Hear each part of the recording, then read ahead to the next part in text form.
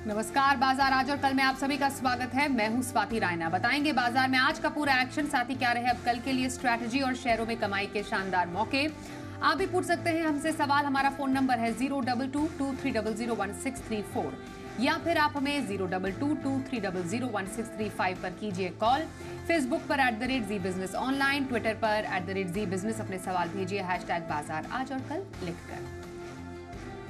और मेरे साथ आपकी कल की तैयारी कराएंगे जी बिजनेस के मैनेजिंग एडिटर अनिल सिंह भी। खास मेहमान हमारे साथ आज है प्रॉफिट मार्ट सिक्योरिटीज के अविनाश गोरक्षकर। अविनाश जी, स्वागत करते हैं आपका आज के शो में और जानेंगे आपसे बाजार पर खास राय और आपके पसंदीदा शेयर भी।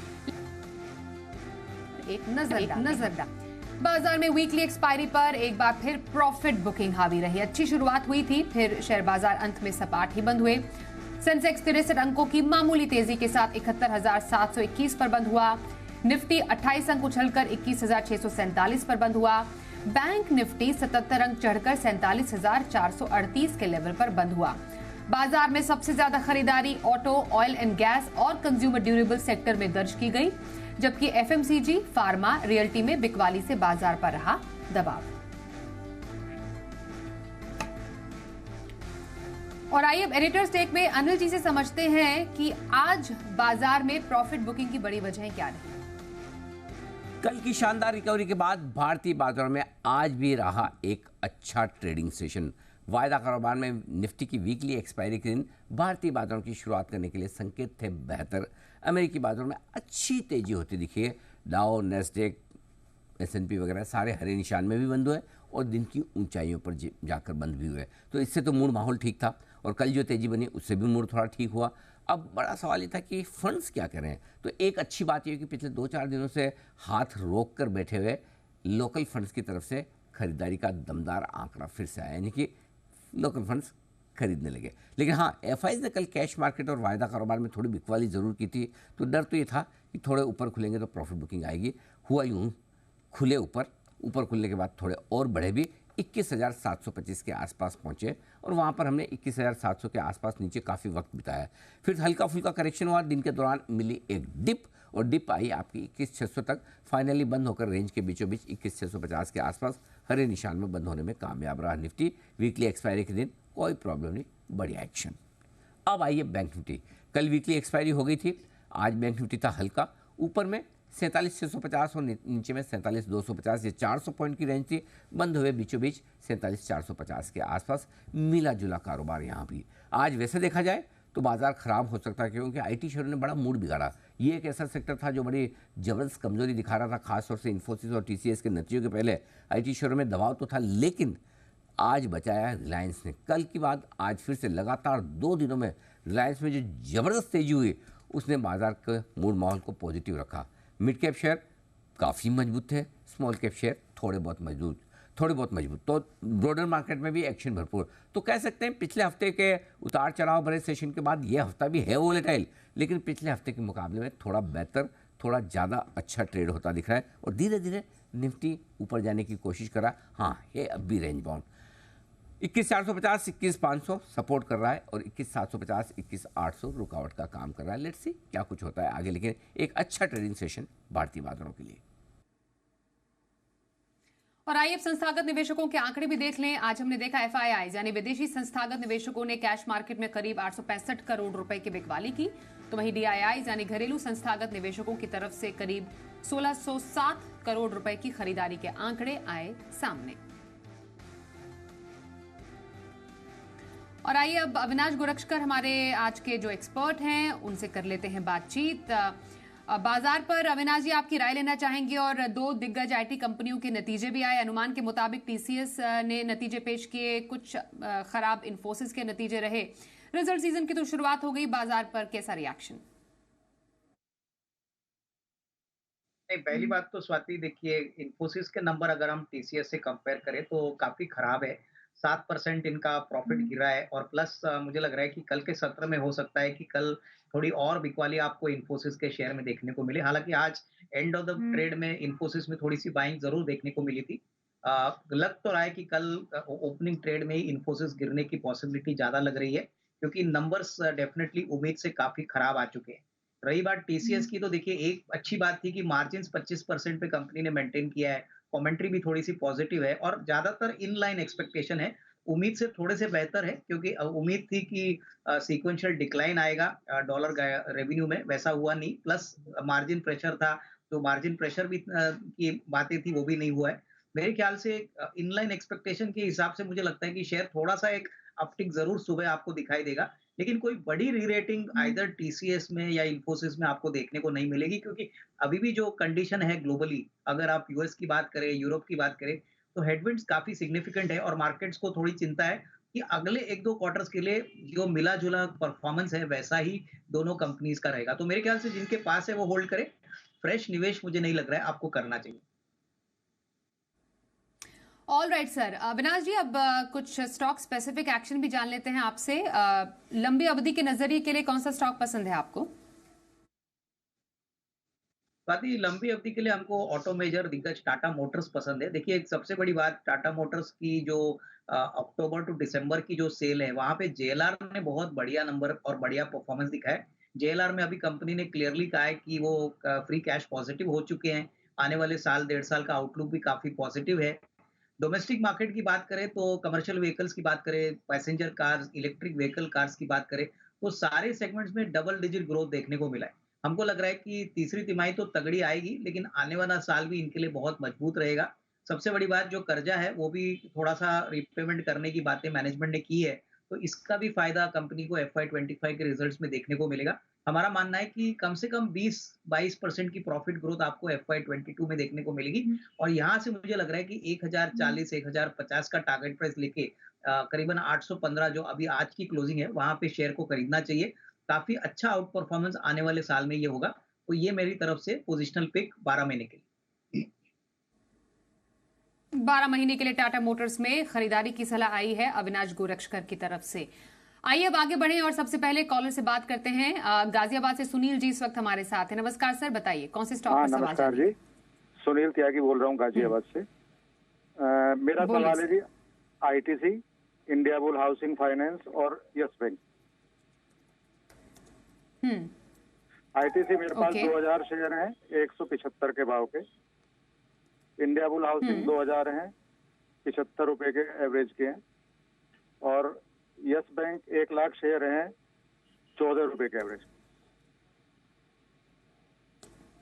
ओके।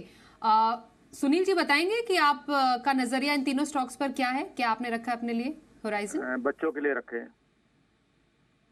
बच्चों के लिए, ओके। तो लॉन्ग टर्म इन्वेस्टमेंट आपका ITC, India bulls housing Finance और यस बैंक में नजर आ रहा है और स्वाभाविक तौर पे आपके एंट्री जो लेवल्स हैं उससे भी समझ में आ रहा है कि आप एक लंबी अवधि के निवेशक है। तो मैं आपसे समझना चाहूंगी सर कि मुनाफा तो उन्होंने जमकर कमाया है और ये चाहते हैं अपने बच्चों के लिए ये मुनाफा कमाए और भी ज्यादा। क्या रहेगी आपकी राय तीनों स्टॉक्स पर? नहीं, बिल्कुल। देखिए, एक बहुत ही लॉन्ग टर्म इन्वेस्टर है और मुझे एक काफ़ी खुशी होती है कि ऐसे निवेशक भी बाज़ार में है, जो लॉन्ग टर्म निवेश करके अच्छा पैसा कमाते हैं। रही बात आईटीसी की, तो मुझे लग रहा है कि देखिए आईटीसी आने वाले साल, डेढ़ साल के लिए जो आउटलुक है वो बहुत ही स्ट्रॉन्ग है। अभी इनका होटल बिज़नेस भी डीमर्ज होने वाला है, तो होटल के शेयर भी इनको मिलेंगे। मेरे ख्याल से देखिए इनकी कॉस्ट इन्होंने ₹175 बोली है, अभी भाव करीबन ₹460 चल रहा है। मुझे पता नहीं इनका मार्जिन इनका नजरिया शॉर्ट टर्म मीडियम टर्म है, बट मीडियम टर्म का व्यू अगर लेते हैं तो मेरे ख्याल से एटलीस्ट प्रॉफिट थोड़ा सा मुनाफा वसूल कर ले। देखिए, बाजार ऑल टाइम हाई पे है। अगर आप अपना कैपिटल रिकवर करते हो तो मोटा मोटी आपके जो बचे कुछ शेयर रहेंगे, जो काफी बड़ी क्वांटिटी रहेगी क्योंकि आपकी बाइंग प्राइस बहुत कम है, तो उसमें आपको एक एडवांटेज रहेगा कि बाकी सारे शेयर आपके फ्री हो जाएंगे। रही बात इंडिया बुल्स फाइनेंस की, तो देखिए ये बहुत वोलेटाइल काउंटर है। आपने बच्चों के लिए ये काउंटर सिलेक्ट किया है। मेरे ख्याल से 225 का रेट चल रहा है, आपने ₹75 में कहा ये खरीदा है। यहाँ पे भी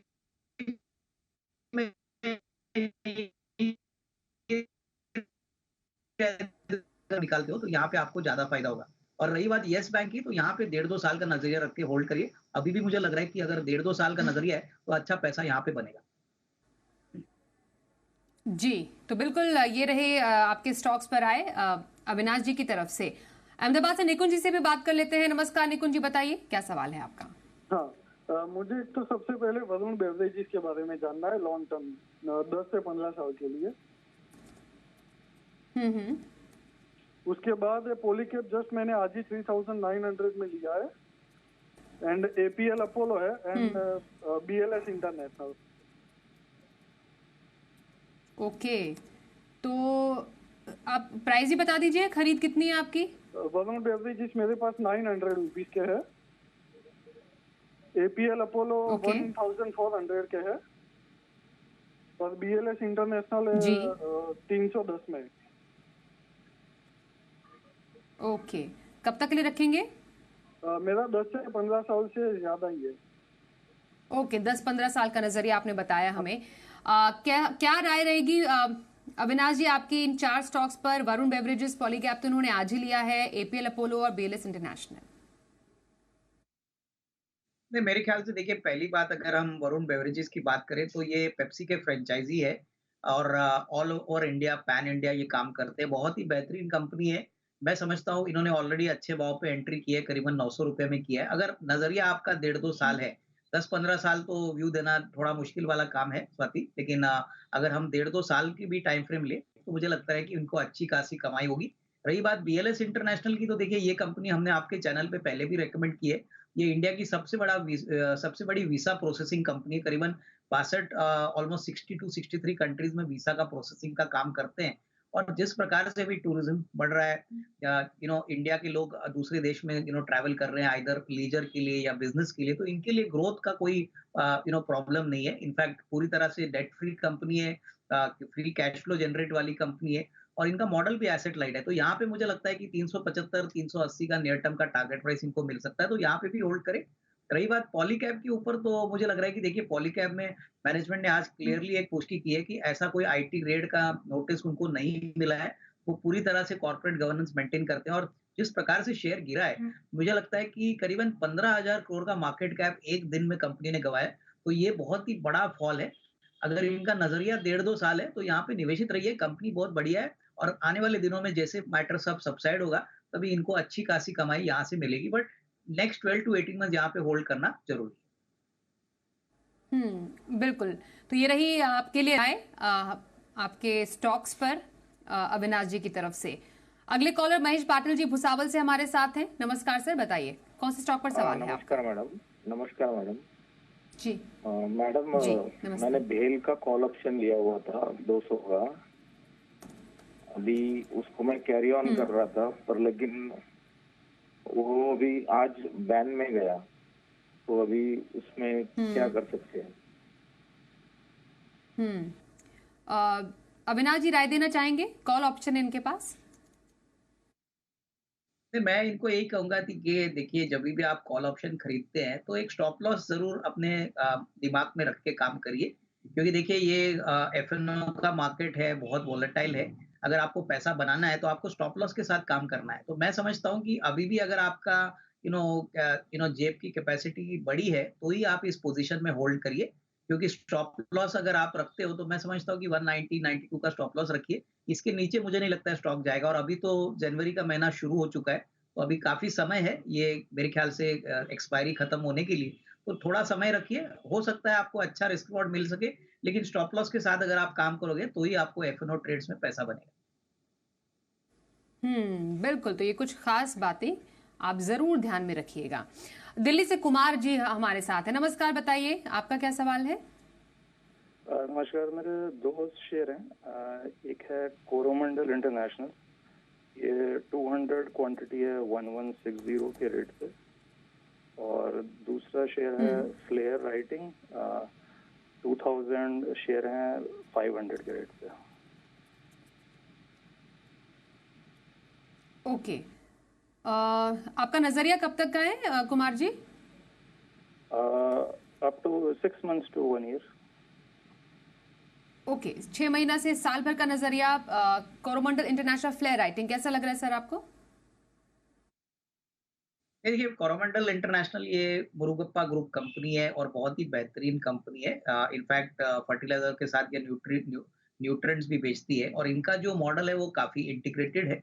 मेरे हिसाब से देखिए आने वाला साल इनके लिए काफी अच्छा होना चाहिए, क्योंकि not only fertiliser space, nutrient space पर, इवन एग्रोकेमिकल्स में ये काम करते हैं।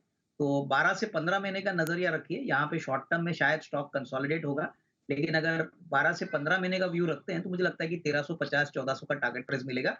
फ्लेयर राइटिंग, मुझे लगता है कि इन्होंने थोड़े से ऊपरी लेवल पे ये शेयर खरीदा है। अगर मैं I am not mistaken Swati, इन्होंने 500 रुपया बोला था, मेरे ख्याल से 500 रुपए में इन्होंने ये शेयर खरीदा है। बिल्कुल, अभी भाव राइट, कुछ राइट। 350 चल रहा है, तो यहाँ पे मुझे लगता है थोड़ी सी हुँ, दिक्कत हो सकती है। मेरे ख्याल से यहाँ पे कोई भी अगर उछाल इनको मिलता है तो ये निकल जाए, बिकॉज बहुत ही एक्सपेंसिव वैल्यूएशन पे इन्होंने खरीदा है। और मुझे लग रहा है कि देखिए ये स्टेशनरी और पेन की जो कंपनी है, इसको इतना सिग्निफिकेंट प्रीमियम देना शायद ठीक बात नहीं रहेगी। तो यहाँ से मैं इनको यही कहूंगा कि अगर इनको चाहिए तो कोई बैंकिंग स्टॉक है या कैपिटल गुड स्टॉक है तो यहाँ पे निवेश करिए, जहाँ पे रिस्क रिवॉर्ड आपको प्लेयर राइटिंग के मुकाबले में अच्छा खासा रिवॉर्ड मिलेगा। राइटिंग एक ऐसा स्टॉक है जहां से आप निकल सकते हैं। बैंकिंग या कैपिटल गुड स्टॉक्स, ये ऐसा स्पेस है जहां पर आप खरीदारी के मौके तलाशे। कोरोमंडल इंटरनेशनल में थोड़ा सा आप होराइजन बढ़ा सकते हैं निवेश का।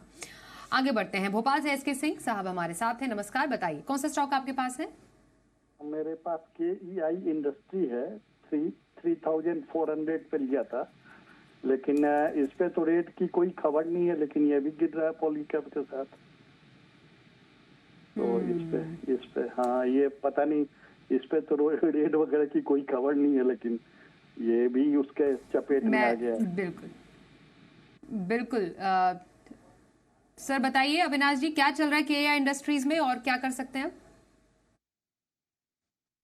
नहीं, मेरे ख्याल से देखिए निवेशक को ये बात समझनी चाहिए कि पॉलीकैब अलग कंपनी है, KEI अलग कंपनी है। पॉलीकैब में अगर बिकवाली आई है तो उसका थोड़ा बहुत सेंटिमेंटल इम्पैक्ट KEI पे है, पर ऐसा कोई नेगेटिव सरप्राइज तो हमने KEI इंडस्ट्रीज पे सुना नहीं है। और मैं इनको यही कहूंगा कि देखिए आपने ऑलरेडी बहुत ही महंगे लेवल पे ये शेयर खरीदा है, 3400 काफी एक्सपेंसिव लेवल पे इन्होंने एंट्री की है। अगर इनका नजरिया 1.5-2 साल है तो ही ये अच्छा पैसा इसमें बना सकते हैं। शॉर्ट टर्म में मुझे नहीं लगता कोई बड़ी अपसाइड आएगी, तो ये बात ध्यान में रखिए कि 1.5-2 साल का नजरिया रखिए और इसमें होल्ड करिए। इसमें अभी इस समय लॉस ना बुक करें। बने रहिए फिलहाल। KEI इंडस्ट्रीज में यही आपके लिए राय आ रही है अविनाश जी की तरफ से। कल के बाजार पर क्या रहे खास स्ट्रैटेजी और बाजार के लिए अहम संकेत, अब समझते हैं अनिल जी से। रात अमेरिका की ट्रेडिंग होगी बेहद अहम। हमारे बाजारों के बंद होने के वक्त डाउ फ्यूचर्स 30, नैस्डैक फ्यूचर्स 60 अंक ऊपर ट्रेड करते हुए दिख रहे थे। अमेरिका में आज महंगाई के आंकड़े आने वाले हैं और उसके दम पर अमेरिकी बाजारों में किसी भी तरफ एक बड़ा मुंह आने की संभावना से आप इनकार नहीं कर सकते। और वो हो सकता है उसके दम पर कल हमारे बाजार रिएक्शन देने की कोशिश करेंगे। उसके बाद ये कि हमारे अपने बाजारों में देखना है कि FIs और लोकल फंड्स के आज के आंकड़े किस तरह के दिखते हैं। वीकली एक्सपायरी होने के बाद कल निफ्टी पर भी बाजार हल्का हो जाएगा और बैंक निफ्टी पर तो है ही। अब कल के लिए सपोर्ट वही है, 21,500 से 21,600 पॉइंट की रेंज सपोर्ट, 21,700 से 21,800 की रेंज रुकावट। न 21,500 के नीचे जल्दी जाने की जल्दी है, न 21,800 के पार निकलने की जल्दी है। ये तो होगी निफ्टी की रेंज। अब आइए बैंक निफ्टी के लिए 47,150 कल रहेगा ये मजबूत सपोर्ट नीचे की तरफ, और ऊपर की तरफ 47,650 47,850 की रेंज है हल्की फुल्की रुकावट की। इस पर रखिए फोकस रखिए। कैश मार्केट के स्टॉक्स पर भी हफ्ते का आखिरी ट्रेडिंग सेशन होगा, लेकिन उम्मीद आप ये करके चल सकते हैं कि मिड कैप स्मॉल कैप शेयरों की तेजी और मजबूती आगे और बढ़ेगी। और अब देखते हैं कल का ऑप्शन।